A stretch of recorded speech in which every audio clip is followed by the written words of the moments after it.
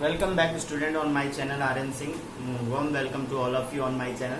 This is the second video of quadratic equation in which we discuss some problem. In first video we discuss some problems and some basic property of quadratic equation. So let's have a look of another question of exercise 4.3 is an express train takes 1 hour less than a passenger train to travel 132 km between Mysore to Bangalore. If the average speed of the express train is 11 km per hour more than that of the passenger train, find the average speed of the train. So what we need to do? So first of all, यहाँ पर दो ट्रेनें हैं जिसका की speed अलग अलग है. जरा ये देखिए, this is a representation of the data where this is the Mysore और बेंगलुरु. एक है आपकी पैसेंजर ट्रेन जो कि x किलोमीटर पर आवर से चल रही है अगर मान लिया जाए, और दूसरी जो है वो x plus 11 kilometre per our से जा रही है, 11 किलोमीटर से ज्यादा. तो इनके बीच की जो डिस्टेंस है वो 132 किलोमीटर है.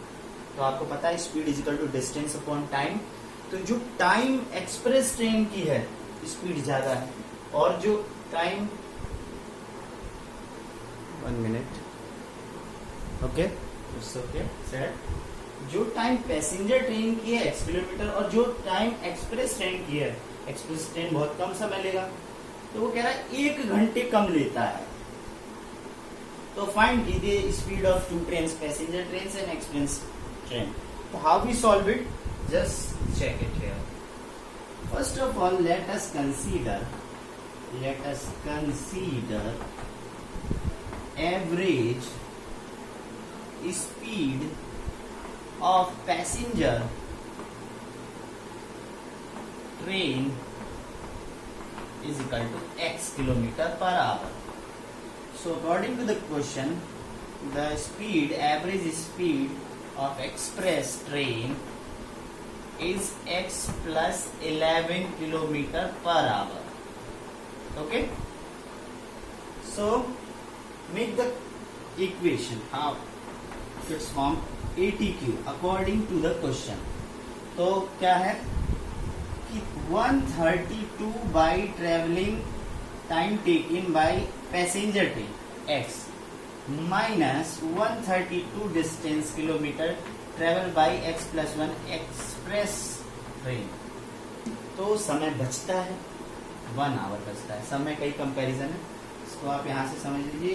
Speed is equal to distance upon time, so time is equal to distance upon speed. Okay, तो अब इसे सॉल्व करना है. सॉल्व करेंगे 132 कॉमन लेंगे, 1 upon x minus x plus 11 is equal to y. Now take LCM 132 x and x plus 11 and x plus 11 come here minus x is cancel, x plus minus 1. Cross multiply it by taking 1 as a denominator. So 11 upon x square plus 11x is equal to 1 upon 132. Okay, अब हम यहाँ करेंगे इसको. तो क्या करेंगे, cross multiply कर दीजिए इसको. क्रॉस मल्टीप्लाई करने के बाद आपको क्या आने वाला है, एक क्वाड्रेटिक इक्वेशन बन जाएगी, देखेंगे. क्रॉस मल्टीप्लाई करेंगे तो X square plus 11x is equal to 132 into 11. Okay, so इसे अरेंज करेंगे. X square plus 11x minus 132 into 11, 132 into 11 is equal to 0. So what we need to do to solve this equation, by splitting 11 is come and by multiplying this is come 132 and 11. 132, 132, 2, 2, 3, 5, 1, 3, 4, this 1, 4, 5, 2, 5, 2. So just think about it by prime factorization method. After prime factorization method you understand what is the factor come. So after solving it, prime factorization, the factor is come x square 44 and 33. So whenever you multiply by 43 and 33, this number is come, and after subtracting 11 is come. Minus 1452 is equal to 0. Now what we need to do, we solve it here. So first run one step more. Plus 44x minus 33x minus 1452 is equal to 0. Now due to the less space, we solve it here. Okay. So how we solve it? X square plus 44x, common x plus 44, and what comes? What left? Nothing. And then 33 common, x minus 33 common, so plus is left. 44 is equal to 0. So what comes at the final? X plus 44 and x minus 33. So x is equal to minus 44. Speed never be taken, और कोई भी negative value की अगर आती है तो हम नहीं लेते हैं. तो क्या होगी passenger train? Speed of passenger train, average speed of passenger train is equal to 33 kilometre per hour, and express train की स्पीड जो होगी वो होगी आपकी x प्लस 11 यानी 44 किलोमीटर पर आवर. तो इस तरीके से आप ये सवाल करेंगे. समझ में आया आपको? इसी तरीके से अब हम दूसरा क्वेश्चन करेंगे जो कि बहुत ज्यादा इंपॉर्टेंट है, और ये क्वेश्चन शायद कई बच्चों को ना आए समझ में. तो इसके लिए अब अगला क्वेश्चन देखिए. ये क्वेश्चन आया या नहीं आया मुझे कमेंट करके बताइए. So this is our question which is very important for the exam point of view. Two water taps together can fill a tank in 9 hours 3/8 hours. Okay, the tap of larger takes 10 hours less than the smaller one to fill the tank separately. Find the time in which each tap can separately fill the tank. So how can we solve such types of a question? So this is very important question. Now solve it. What we need to find it? Find the time in which each type can separately fill the tank. So by smaller tap, time taken by smaller tap to fill the tank separately is equal to x. Okay, x is the time. The tap of larger takes 10 hours less than. So similarly we write down for the larger tap which take time x minus 10 hours. So total time taking to fill the tank is 9, right, 3 by 8 hours. So we must know to find out how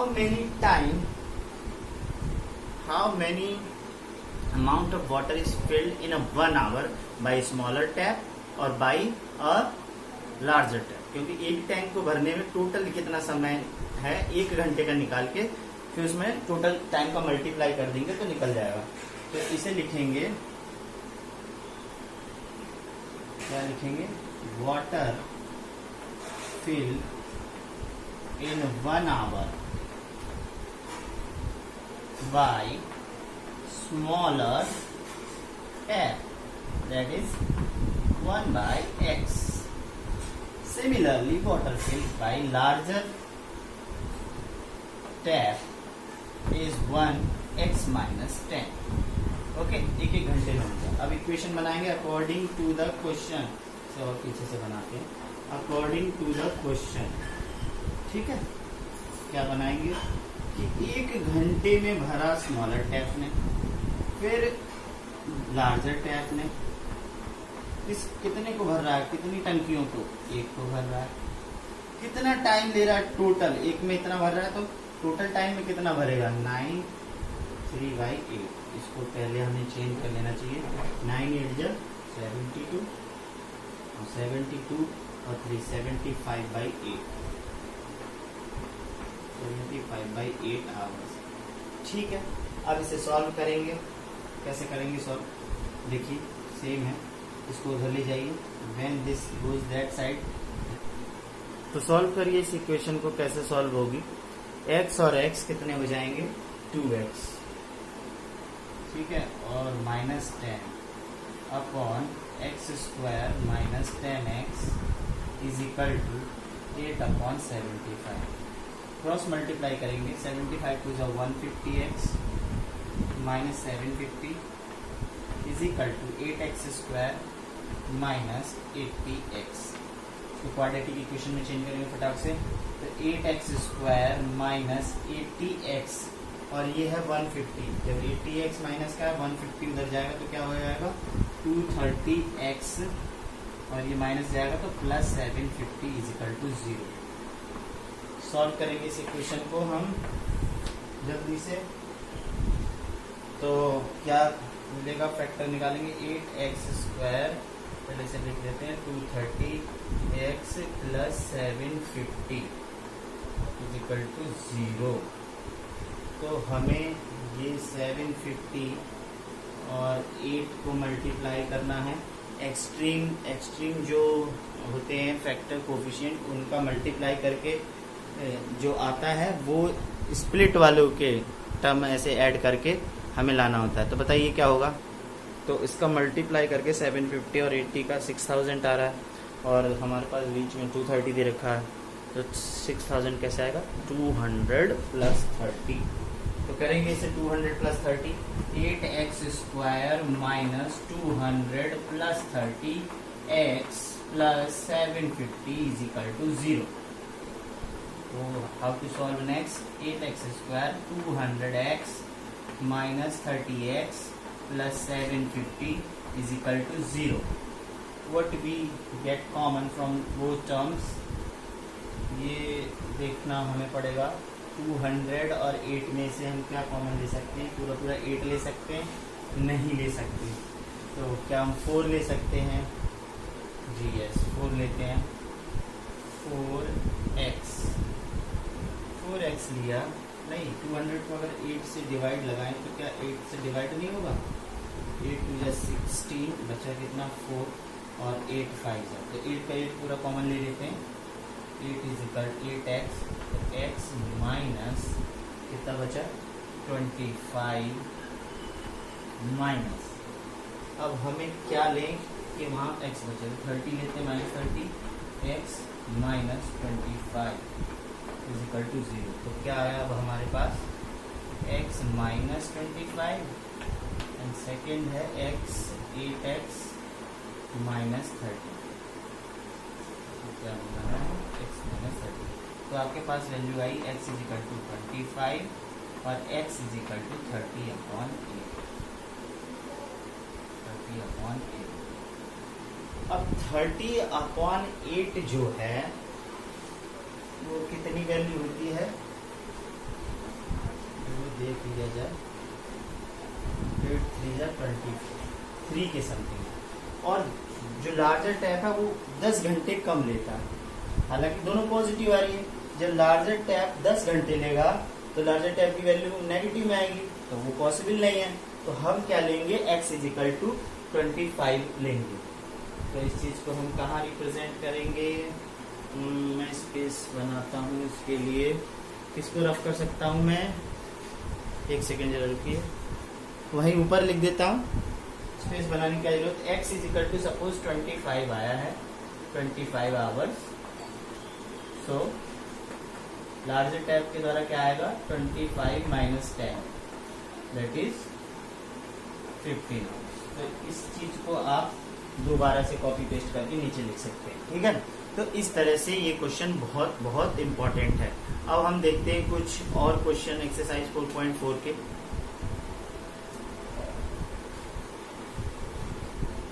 तो देखिए exercise 4.4 में क्या करना है हमें।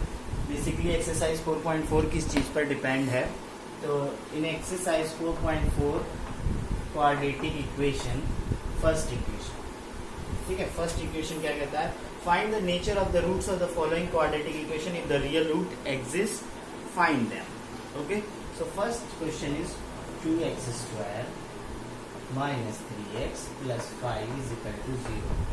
तो ये मैं पहली वीडियो में बता चुका हूँ, किसी भी रूट्स, किसी भी क्वाड्रेटिक इक्वेशंस के रूट्स कैसे पता करते हैं, कैसे ये रियल होते हैं या फिर इमेजनरी होते हैं, फाइंड हो भी सकते हैं या नहीं हो सकते, इसकी कंडीशन होती है। तो ये कंडीशन क्या है कि अगर कोई भी क्वाड्रेटिक इक्वेशन है ax² plus bx plus c, तो this is the coefficient a b c and the discrimination b² minus 4ac। Condition को जरा ध्यान से देखिएगा, b² माइनस 4ac जब बड़ा हो 0 से, जब 0 से बड़ा हो तो इसकी वैल्यू पॉजिटिव आएगी, ठीक है। तो ये रियल रूट कहलाएंगे, रियल रूट। और क्या होगा, वैल्यू हम निकाल सकते हैं, डिस्टिंक्ट होगी, अलग अलग, ठीक है। और b² माइनस 4ac जब छोटा हो, या पहले आप बराबर कर लीजिए, बराबर जब 0 हो तब भी वैल्यू निकलती है, पॉजिटिव नहीं आती, ना पॉजिटिव होती है ना नेगेटिव, इस वक्त रियल रूट होता है और इक्वल होता है। लास्ट है b² माइनस 4ac, जब छोटा हो जाए 0 से तो नेगेटिव वैल्यू आएगी। तो भाई नो रियल रूट, जो भी रूट आते हैं फलाना ढिमका, वो रियल रूट नहीं होते, नो वैल्यू, रियल रूट नहीं है, तो डिस्टिंक्ट और इक्वल की कोई बात नहीं है। तो पहला क्वेश्चन है 2x² minus 3x plus 5 in this equation, first of all you find the nature and if it possible to find out the root, तो find it. Let's have a look. a is equal to 2, b is equal to minus 3 and c is equal to 5. Put in the equation. b² minus 4ac, because the 4ac is equal to 0, minus 3² minus 4 into a into c, 5. What is the value? 3 is 9, 4 5 ja what is 40। सी तो भाई इसकी value आ रही है, negative में आ रही है 31। तो क्या पॉसिबल है, 0 से भी छोटी आ रही है, so not possible, no real root, हम इसके रूट नहीं निकाल सकते हैं। समझ में आई आपको बात? तो एक हम वो वाला देख ले रहे हैं जिसमें रूट हम निकाल सकते हैं। तो थर्ड क्वेश्चन क्या है इसमें देखेंगे। थर्ड क्वेश्चन है 2x² minus 6x plus 3 is equal to 0, ठीक है। तो इस क्वेश्चन को हम कैसे करेंगे, देखिए फिर से वही, a is equal to 2, b is equal to minus 6 and c is equal to 3, b² minus 4ac is equal to 0, b² यानी 6 माइनस 6 का स्क्वायर यानी 36, 4 इंटू a, 2 इंटू c 3, 36, 4 2 जा 8, 8 3 जा 24। It means the value is positive, positive value आएगी, जो भी आएगी 36 minus 24 8 something आएगी, समझ रहे। इस केस में आपकी वैल्यू पॉजिटिव आएगी, तो इसके रूट्स आप निकाल सकते हैं, बड़े आसानी से निकल जाएंगे। तो 2x² minus 6x plus 3, quadratic equations क्या होती है, क्वाड्रेटिक फॉर्मूला होता है हमारा minus b plus minus b² 4ac upon 2। तो इस वैल्यू में रखिए, माइनस b यानी माइनस 6 प्लस हो जाना है, प्लस माइनस b² यानी 36, माइनस 4 इंटू a यानी 2 और c इक्वल टू 3 अपॉन 2, 2 2 जा 4। तो 6 प्लस माइनस 36, 4 2 जा 8 और 8 3 जा 24।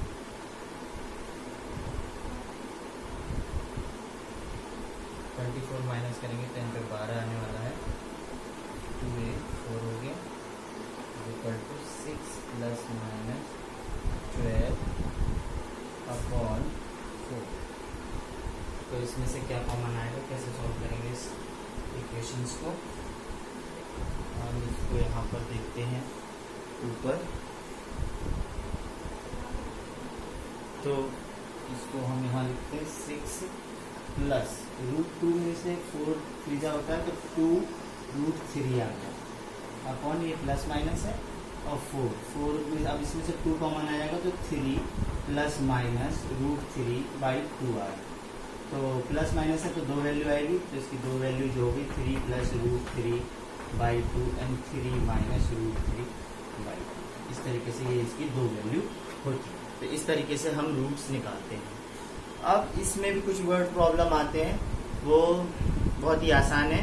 उसमें कुछ इस तरीके से होते हैं कि अगर रूट पॉसिबल है तो उनकी वैल्यू निकालिए। तो हम इसी तरीके से b² - 4ac अगर जिसमें नेगेटिव है उसके लिए वैल्यू नहीं आएगी, बाकी दोनों के लिए वैल्यू आएगी। ठीक है, तो आज के लिए बस इतना ही। और अगर आपको ये वीडियो पसंद आई तो लाइक कीजिए, शेयर कीजिए एंड सब्सक्राइब कीजिए मेरे चैनल को। आपका बहुत बहुत धन्यवाद।